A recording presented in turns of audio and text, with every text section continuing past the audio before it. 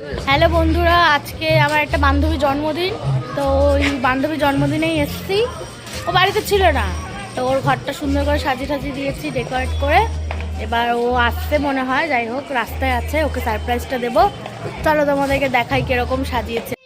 এই যে আমরা এরকমভাবে ঘরটা সাজিয়েছিলাম, আর এটা ওর কেক, আর এখানে ওর গিফট আছে। এই যে আমাদের অনেকক্ষণ অপেক্ষা করানোর পর এখনো এসছে, এসে তো খুবই মজা পেয়েছে। এত সুন্দর আমরা সাজিয়েছি দেখে। এবার ও কেক কাটবে।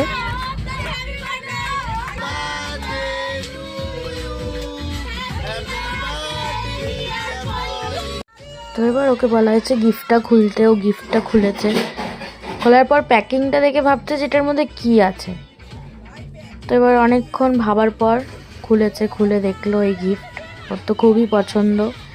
একে একে এখানে আছে শাড়ি, আছে লিপস্টিক, আছে একটা কুর্তি, আছে হাতের ঘড়ি, চুড়ি, কানের আইলাইনার, লিপস্টিক, অনেক কিছুই ছিল।